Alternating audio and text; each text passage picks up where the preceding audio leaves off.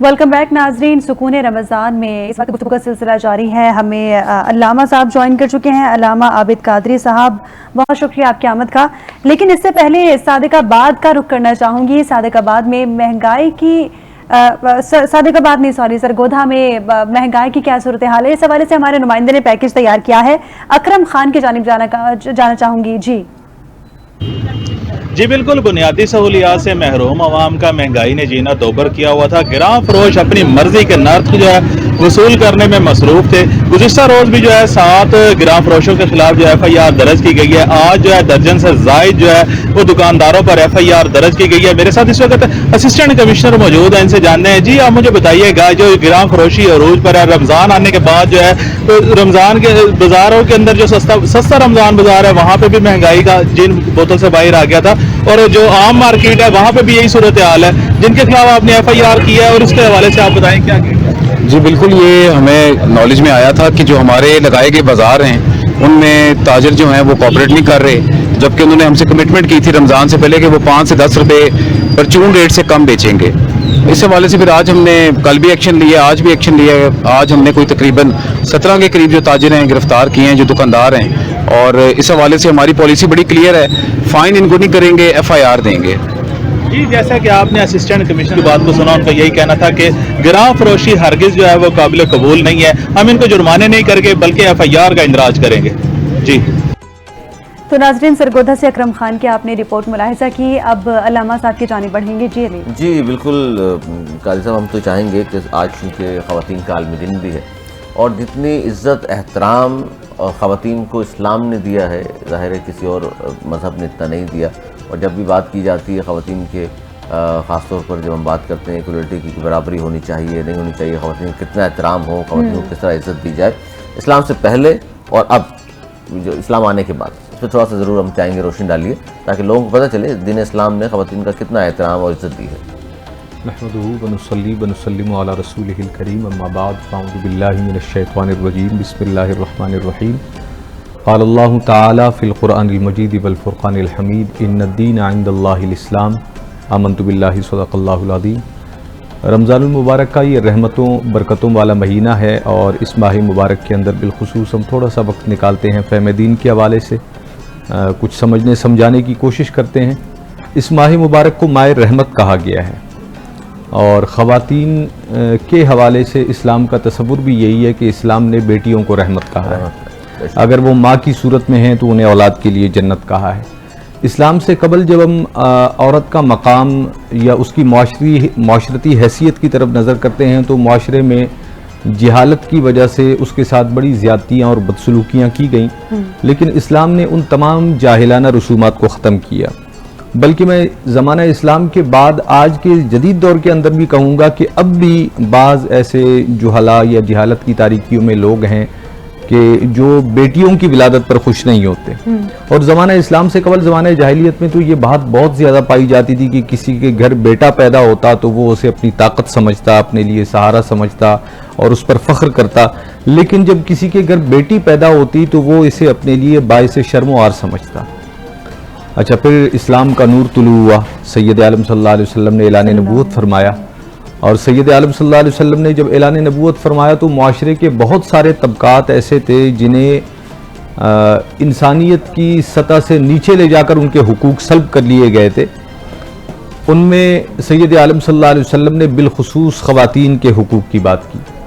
सैयद आलम सल्लल्लाहु अलैहि वसल्लम ने माँ के हुकूक बयान फरमाए, बिलखुसूस बेटियों का, किसी के घर में पैदा होने वाली बच्ची के हवाले से जो मसला था, सैयद आलम सल्लल्लाहु अलैहि वसल्लम की ख़ास बिशारत उसके लिए ये थी, मेरे आका ने फरमाया कि जिसको अल्लाह रब्बुल इज़्ज़त 2 बेटियाँ अता फरमाए, जिसके घर में बच्चियों की विलादत हो, फिर वो उनकी तालीम व तरबियत करे, यहाँ तक कि उनका निकाह कर दे, तो बिला तशबीह व तमसील सैयद आलम सल्लल्लाहु अलैहि वसल्लम ने अपनी मुबारक उंगलियों से इशारा फरमाया कि वो मेरे साथ जन्नत में इस तरह मिला हुआ। सुभान अल्लाह। तो बाद साहबा इकराम ने सवाल किया कि या रसूलुल्लाह सल्लल्लाहु अलैहि वसल्लम, अगर किसी की 2 बेटियां ना हो, एक बेटी हो, तो मेरे आका ने फरमाया कि जिसकी एक बेटी हो वो अल्लाह की रज़ा के लिए मोहब्बत और शफ़क़त के साथ उसकी परवरिश करे, उसकी तालीम और तरबियत का एहतमाम करे, यहाँ तक कि उसका निकाह कर दे, तो उसके लिए भी यही है।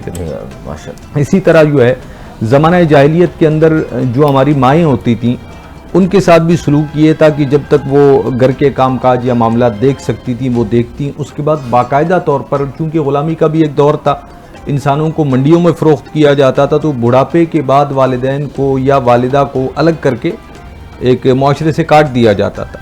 تو سید عالم صلی اللہ علیہ وسلم نے پھر فرمایا کہ الجنت تحت اقدام امہاتہما, کہ جنت جو ہے وہ کسی شخص کے لیے اس کے ماں کے قدموں کے نیچے.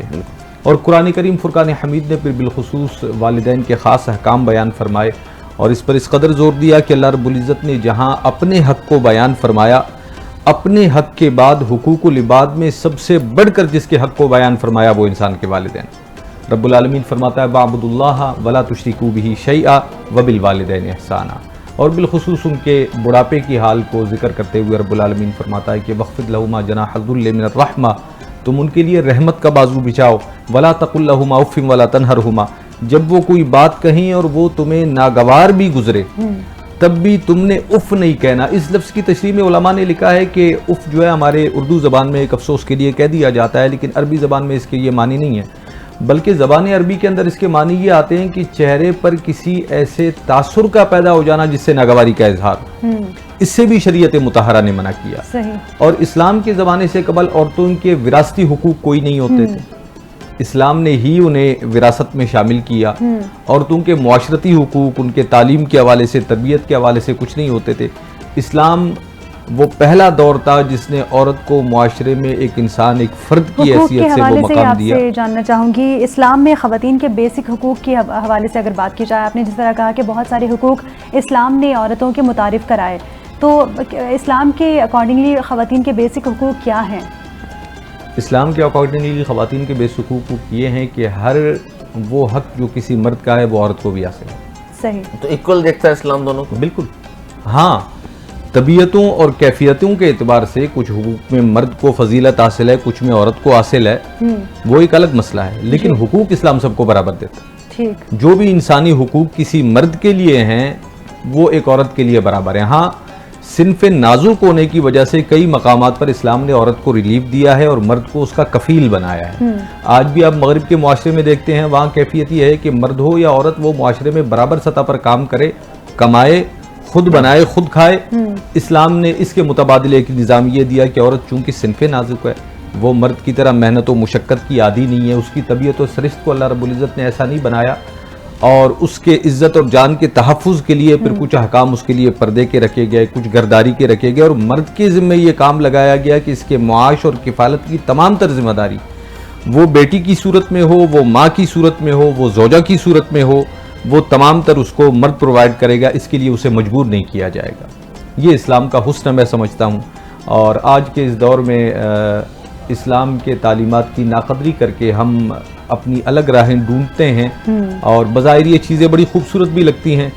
ہمارے ایک استاد بڑی پیاری بات فرمایا کرتے تھے, کہتے تھے کہ مغرب کا معاشرہ جو ہے وہ خواتین کی آزادی کی بات کرتا ہے, اور آزادی کا تصور یہ ہوتا ہے کہ آپ ایک عورت کو جو ہے وہ معاشرے میں, یعنی آپ یہ کہہ دیں کہ بیڑیوں کے جنگل میں چھوڑ دیں.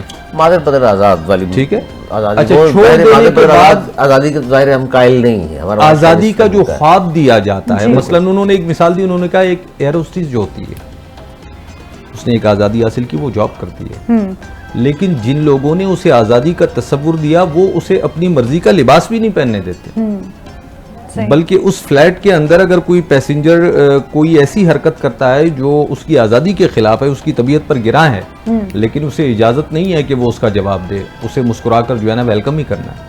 تو یہ آزادی نہیں بلکہ ان کے حقوق کو سلب کرنا, حقوق کو سلب کرنے کے مترادف ہے. بالکل اسی حوالے سے مولانا صاحب ہم گفتگو کا سلسلہ جاری رکھیں گے. علامہ صاحب جی پوچھ لیا میں نے, دونوں کا فرق بھی, دونوں کا فرق ایک بار میں ہم پھر سے پوچھیں گے آن اسکرین, تاکہ جیسے مجھے کنفیوژن ہوئی ہے اور لوگوں کا نہ ہو.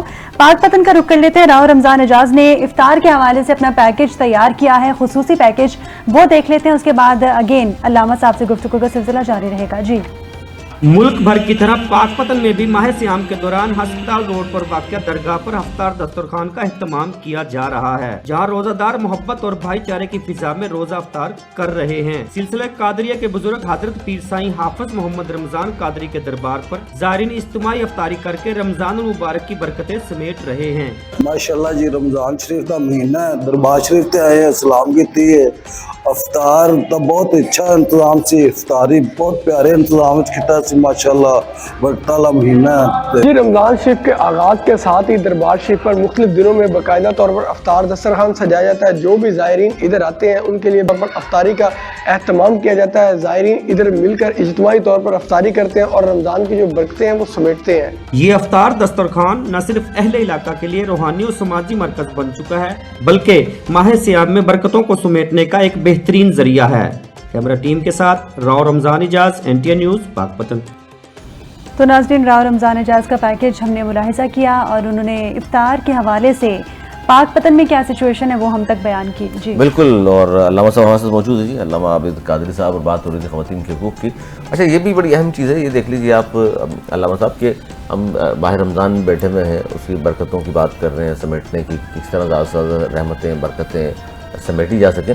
اس میں بھی دیکھیں رمضان میں بھی کہ افطار بنانی ہو یا سحری کا انتظام کرنا ہو، یہ بھی ظاہر خواتین ہی کرتی ہیں۔ بالکل ایسے، تو اس کو ظاہر ہے پھر بھی بے قدری اس کی جائے تو یہ بھی تو مناسب عمل نہیں ہے۔ اسلامی حوالے سے اس پہ تھوڑا روشن ڈالیے کہ اس کو ظاہر اسلام نے منع کیا ہے کہ عورت کو آپ پاؤں کی جوتی نہیں سمجھ سکتے لوگ، لیکن جو آبادی ہماری خاص طور پر دیہات میں بستی ہے، جہاں تعلیم کی کمی ہے، وہاں آج بھی ماحول اسی قسم کا ملتا ہے وہاں۔ اس حوالے سے میں یہ کہنا چاہوں گا کہ جو بھی تھوڑا سا ذی شعور آدمی ہے، دینی تعلیمات سے اگر تھوڑی سی واقفیت رکھتا ہے تو اس کا مسئلہ اس کے برعکس ہے۔ بیسک انسانی حقوق ایک خاتون کے لیے جس طرح اسلام نے بیان کیے ہیں آج کل تو ہمارے معاشرے میں عام ہیں۔ جہاں تک بات ایسے علاقوں کی ہے کہ جہاں آج بھی اس طرح کا سلوک روا رکھا جاتا ہے تو وہ اسے ان کی جہالت سے تعبیر کیا جا سکتا ہے، ان میں اویئرنیس کی ضرورت ہے، اسلامی تعلیمات یا ہمارے معاشرتی تعلیمات کے انہیں قریب ہونے کی ضرورت ہے۔ جہاں تک بات جو ہے وہ ہمارے خواتین کے گھروں میں کام کی ہے تو میں نے کہا نا کہ سید عالم صلی اللہ علیہ وسلم نے انہیں ہمارے گھروں کے لیے رحمت قرار دے دیا ہے، جس طرح کہ رمضان ہمارے لیے رحمت ہے۔ اور دوسری طرف وہ گھر کے کام کرتی ہیں تو مرد باہر کے کام کرتا ہے، دونوں کی ذمہ داریاں لگا دی ہیں۔ آپ یوں سمجھ لیں کہ ایک گاڑی کے پہیے ہیں، سب اپنی اپنی جگہ اپنا اپنا کام کریں گے تبھی نظام چل سکے گا۔ جہاں اسلام نے انہیں باہر نکل کر معاش کے لیے تگ و دو سے باز رکھا ہے کہ وہ گھر رہ کر گھر کے معاملات دیکھیں کر سکتی ہیں، اور سب سے بڑی ذمہ داری جو ان کی ہے، جس کی وجہ سے میں سمجھتا ہوں انہیں تمام کاموں سے دور رکھ دیا گیا، ان کے ذمہ پہلے ایک اتنا عظیم کام ہے کہ اگر وہ اس کو کرنے پر آ جائیں تو ان کے پاس کسی اور کام کے لیے وقت نہیں ہے۔ ایک عورت کی سب سے بڑی ذمہ داری، اس کا سب سے بڑا اخلاق، سب سے بڑا حسن یہ ہے کہ وہ اپنے اولاد کی بہترین تربیت، تعلیم و تربیت، یہ بڑا زور دیا ہے اسلام نے تعلیم اور تربیت کا، اس پہ ہم بات بھی کر رہے ہیں۔ اور چونکہ خواتین کے حقوق کی بات ہو رہی ہے تو ہم چاہیں گے کہ حضور اکرم صلی اللہ علیہ وسلم نے اپنی ازواج مطہرات کے ساتھ جو رویہ تھا ان کا، تھوڑا اس پہ روشنی ڈالیے تاکہ اس پہ بھی اویئر ہوں۔ بہت سارے لوگ ویسے جانتے ہیں لیکن شاید عمل نہیں کر پاتے ہوں، تو ان باتوں کو دوبارہ بار بار دہرایا جائے تاکہ ان لوگوں کے دلوں پر اثر بھی ہو۔ سید عالم صلی اللہ علیہ وسلم کے ایک مبارک فرمان کا مفہوم یہ ہے کہ تم میں سے بہترین اخلاق والا وہ ہے جس کا اخلاق اس کے گھر میں بہتر ہے۔ لیکن ہمارے یہاں جو معاشرتی کیفیت ہے اس وقت، ہم نے اپنے چہرے پر کئی خول چھڑا رکھے ہیں۔ بلکہ کسی کا جملہ میں نے پڑھا تھا، انہوں نے کہا کہ ایک انسان کے 3 چہرے ہوتے ہیں۔ ایک وہ چہرہ ہے جب وہ معاشرے میں بازار میں نکلتا ہے تو اس سے زیادہ خوش اخلاق اور حلم و بردباری والا، اس سے زیادہ علم والا کوئی نہیں، لیکن وہی شخص جب لوٹ کر گھر میں آتا ہے تو پھر اس کی طبیعت بدل جاتی ہے، پھر اس کا اخلاق بھی رہ جاتا ہے، پھر اس کا جو ہے نا علم بھی ایک طرف رہ جاتا ہے، پھر وہ گھر کے اندر اس کی طبیعت سخت ہو جاتی ہے۔ تو گھر جو ہے سب سے پہلا مرکز ہے جہاں حسن سلوک اور اخلاقیات کی بات ہونی چاہیے، اور سید عالم صلی اللہ علیہ وسلم کی مبارک زندگی سے ہمیں یہی درس ملتا ہے۔ حضرت انس بن مالک رضی اللہ عنہ ایک روایت بیان فرماتے ہیں، آپ وہ صحابی رسول ہیں کہ جو بچپن میں ہی حضور کی خدمت پر مامور ہو گئے تھے اور 10 سال تک آپ سید عالم صلی اللہ علیہ وسلم کی خدمت میں رہے۔ آپ فرماتے ہیں کہ حضور سید عالم صلی اللہ علیہ وسلم کا اخلاق اپنے گھر کے اندر ایسا تھا کہ گھر والے تو کجا، میں گھر میں خادم کی حیثیت سے رہتا تھا، اتنے عرصے کے اندر کبھی ایسا نہیں ہوا کہ سید عالم صلی اللہ علیہ وسلم نے مجھے تیز لہجے میں یہ فرمایا ہو کہ ایسا کیوں کیا یا ایسا کیوں نہیں کیا۔ ہمیشہ اخلاق اور مہربانی سے پیش آتے، اور پھر امہات المؤمنین کے ساتھ سید عالم صلی اللہ علیہ وسلم کا معاملہ اس سے بھی بڑھ کر تھا۔ سیدہ خاتون جنت سیدۃ النساء العالمین بی بی فاطمہ الزہرا رضی اللہ عنہا، آپ فرماتی ہیں کہ سید عالم صلی اللہ علیہ وسلم سے آپ نے اس وقت ملاقات فرمائی جب ام المؤمنین سیدہ خدیجہ رضی اللہ عنہ کے وصال با کمال کا وقت تھا، تو آپ نے حضور کی چادر مبارک طلب فرمائی۔ تو سید عالم صلی اللہ علیہ وسلم نے فرمایا کہ اگر وہ میرے بدن اقدس کی کھال بھی مانگ لیتی تو میں دے دیتا. سبحان اللہ. اور پھر ہمیشہ سید عالم صلی اللہ علیہ وسلم ان کے وصال کے بعد بھی ان کے دوستوں کا احترام فرماتے اور جو بھی تحائف ہوتے وہ ان کو بھیجتے کہ یہ ان کی سہیلی ہیں. ان کی سہیلی بالکل. تو یہ ہمارے معاشرے کے لیے مثالیں ہیں ظاہر ہے حضرت کہ جہاں ہم صلی اللہ علیہ اپنے وسلم تعلقات کا کی خیال رکھتے ہیں وہاں ان کے تعلقات کا بھی خیال رکھا جائے اور انہیں وہ عزت و احترام دیا جائے جس کا وہ حق رکھتے ہیں جو وہ ڈیزرو کرتی ہیں. بالکل. ناظرین حاضر ہوں گے ایک چھوٹے سے بریک کے بعد، اور بریک کے بعد بھی اسی طرح خواتین کے کردار پر جو خواتین کے حقوق ہیں اور خواتین کے حوالے سے گفتگو کا سلسلہ جاری رہے گا، لیکن وقت ہوا ایک چھوٹی سی بریک کا.